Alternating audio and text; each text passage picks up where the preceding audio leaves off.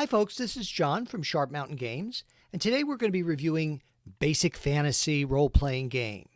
And as you can see here, it's a nice hardcover, but it's also available as a paperback and actually pretty cheap as a paperback. We'll talk about that a little bit more later on. So the book is by Chris Gonnerman. Now what is it? It's an OSR, or Old School Revival, Dungeons & Dragons game, although it's not a direct clone the way some are. It's based most closely on the Basic Expert D&D set, which is 1981, sometimes called the Mulvey Cook set. Now, the game is currently in its third edition, and as we'll say later, they're not really additions because they're not making major rules changes, really more clarifications and revisions and maybe a few small additions. And I should say right off the top, this is the version of Dungeons & Dragons that I run. I've also done some art and some writing for them, so just be aware of that I might have a little bias. You know, I really am a big fan of the system. So let's take a look inside the book. So let's look inside the book, and I'm going to show you the PDF just because I think it'll be clearer for YouTube. I actually do own 2 copies of the physical book. Now, this is the third edition. It's really more the third version. It's not third edition the way Dungeons & Dragons totally revamped their rules for the third edition. These are just some tweaks and things like that. So you can see it's written by Chris Gonnerman. There's some other contributors and artists. And there's our dragon. So it starts off with the typical what is role-playing and tells you about the dice. Now you can see, how do you create your player character? This is very, very similar to the 1981 Mulvey Cook, where the directions are all on 1 or 2 pages. It has unified ability score bonuses, which is different than Advanced Dungeons & Dragons, but it makes things a lot simpler, and how many languages you know, and your hit dice. Now, what's different here is, compared to the old Basic, is that race and class are split. So if you want to be a dwarf, you're not just a dwarf. You can be a dwarf fighter or a dwarf thief, or an elf fighter or an elf magic user. Now, there are some limitations, like dwarves I don't believe can be magic users, although they can be clerics. Elves, I believe, can be all 4. Halflings, again, can't be magic users, and humans can be both. And they do offer the fighter magic user option for elves, which is the way the old Basic elves were. And look at the character classes. All on one column, you know, basically half a page, giving you a lot of what you need right here. So obviously a lot more simplified compared to some modern edition. The thieves take a little bit more because we have to get into all the different thief skills, which were percentile in the old system. Then it goes into weapons and equipment, if you want vehicles. And then we really get to the part of the book that, quite honestly, I use more than anything, is the spells and the spell descriptions. Now, one thing that I think is nice in this book is that the spells are in alphabetical order. In the older books, they were by level, and then they were split up by cleric and magic user. I think it was a lot harder to find them. This is much easier. You just go alphabetically, find the spell you need, find the effects and the duration and things like that, and you can know it really quickly. Now, not a lot of art in the spell section, but that's okay. So let's go ahead here. And again, arranged very similar to the old Basic book. You have some basic things about adventuring and mapping and secret doors and stuck doors and things like that, and avoiding traps. A little bit on wilderness adventures, which I believe wasn't until the expert set in the old edition. Retainers and mercenaries, if you want to do that. Experience points and how to link the experience points to the monster's hit dice. And we see a brave little halfling down there in the bottom left. Then we get into the encounter. So this is the reaction tables and surprise and initiative and combat. Here's the attack bonus table. Now, also on the website, there are some other things which give you, like all the character classes give you charts. So it would put the attack tables like right with the character class. So there's a lot on the website to also help you out with making characters. Missile fire. So all the kind of the basic stuff you need in combat is here. Here's the cleric versus undead table. So this chapter, again, I use this a lot. This is kind of a for the Dungeon Master chapter. And all the saving throws are here as well. And it has the classic saving throws like Death Ray and Poison and Magic Wands and Paralysis and Dragon Breath and spells. Here's what's really nice. There's a monster manual right in the book. You don't need to buy a separate book, and a lot of illustrations. A lot of illustrations. Now, some of them look like they might be public domain stock art. I'm not sure. But most of them were done, specifically, like you could see the black pudding there, for this book. This book is great in terms of you're getting levels 1 to 20. You're getting, how to create a character, the Dungeon Master information, how to run the game, and the monster manual, all right in one book. That's all you need.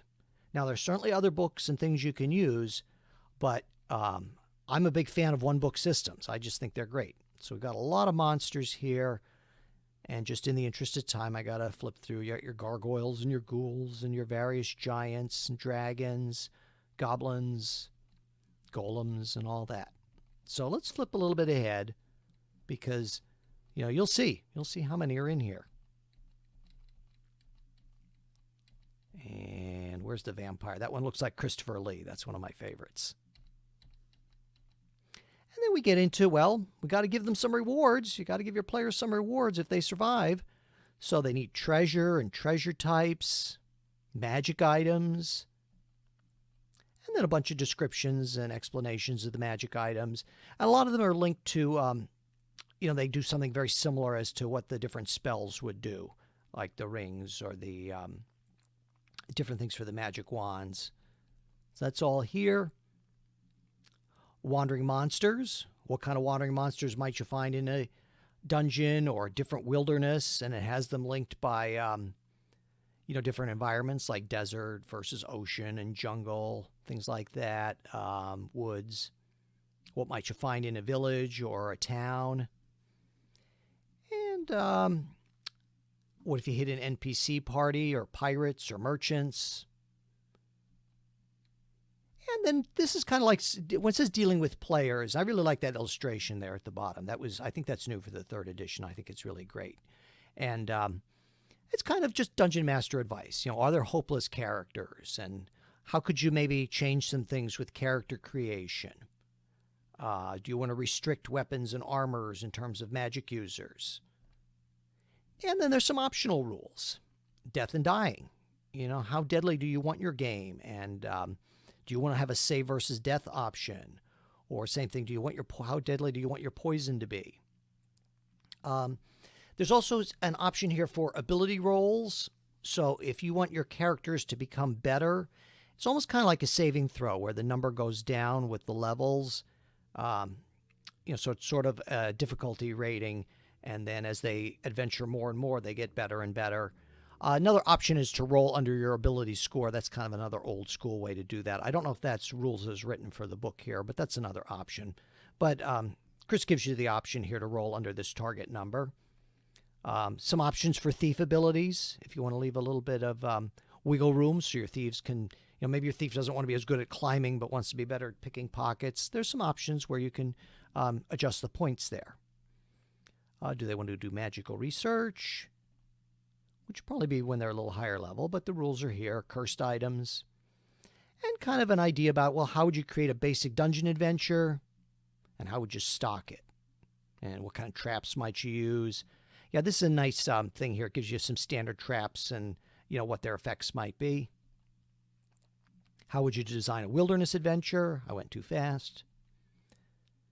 And it's kind of old school, but as when you get a higher level, do you want to build a castle or a stronghold? This might be kind of when they want to retire. And it gives a brief idea of what's a map of Sir Percy's Keith. You could probably even reuse this for a dungeon adventure. And a nice index. And the whole thing is open game license. And that's a look inside the book. So that's a look inside the book. And as you can tell, there's things I really like about it. It's old school, very streamlined rules. They're very familiar for any players or longtime players of Dungeons & Dragons. But there's a few changes, like the race class split really allows players to customize their characters. You don't have to just be a halfling. You can be a halfling thief or a halfling fighter, for example, and same with the dwarves and the elves. Also, it uses ascending armor class, which I think most people find is a little bit more intuitive, at least more modern players will. Obviously, the big thing about it is it's free. If you go on their website, you're going to see so many options. If there's a special class or a special race that you want, somebody probably did a write-up of it. And now the other nice thing about that is if you're playing with someone not in the same state, not in the same country, wherever they're playing, they can look at the exact same rules you are for free. There's no buy-in cost. But if you do want to buy it, and I think it's worth buying, especially if you're going to run it, it's very cheap if you buy the paperback. For the cost of one modern hardback, you could have the rule book, the field guide, which is an extra monster manual with a lot of new monsters in there, and adventures. For the cost of one single modern hardback book, you could have all these other books and enough stuff to run for years. One thing I think is also worth mentioning, maybe there's things you don't like about the old school. Maybe you think it's a little bit too deadly. That's easy to hack. Maybe you just set death at -10 hit points. Maybe you start at 3rd level instead of 1st level. So it's very easy to hack these old school systems to make them the way you want because there's not as many interdependent systems to worry about. So I think those are some really strong points in BFRPG's favor.